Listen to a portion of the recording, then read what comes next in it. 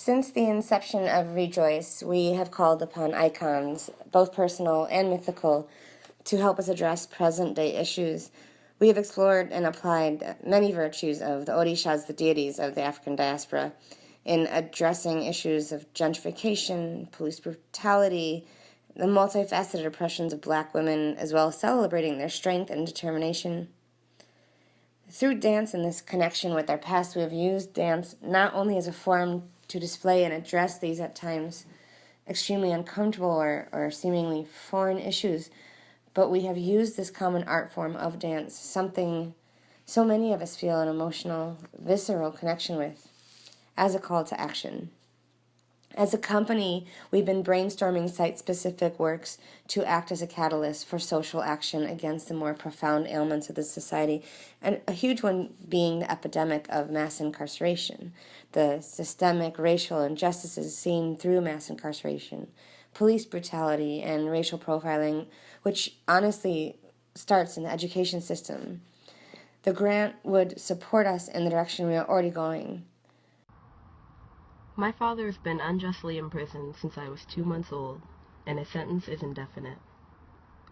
As a child, I battled with questions no one seemed to be able to answer, such as why my dad wasn't with me at home, why he was in prison for something he didn't do, and why at school I was being taught to trust police when at home it was clear that I couldn't. Today, we're all bombarded with subliminal and blatant messages that the lives of brown people aren't as valuable as those of white people.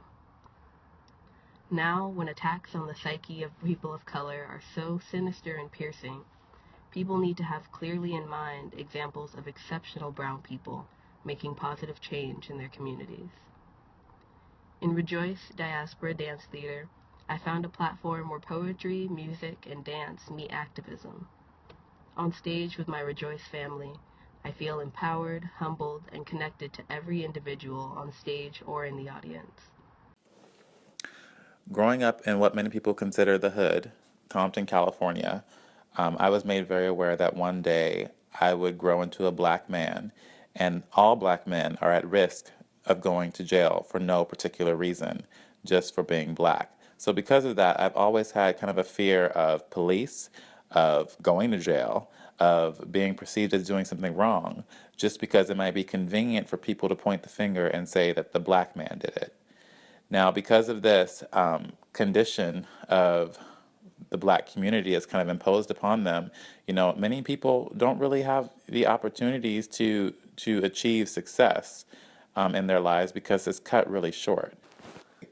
And being an artist and having a voice and something to share, I think that I could have a really valuable perspective on what this is like for people who look like me. Breakdancing as a youth and finding hip-hop culture, I've been granted the opportunity to see two realities, two different Portlands, and I belong and contribute greatly to each of them. One is a mostly white and privileged community.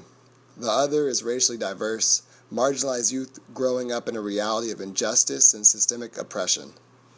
Neither community understands much of the other, and many in the privileged white community don't even recognize the latter exists. Having the gift of this unique perspective, of clearly seeing this duality in our society, I feel compelled to share my experience and my perspective, to illuminate the duality, showing privileged whites that there is a large population existing in another reality, one with systemic oppression and racism. I want them to see that hurt people hurt people. There is no wonder why our highest violent crime rates are in our disenfranchised communities.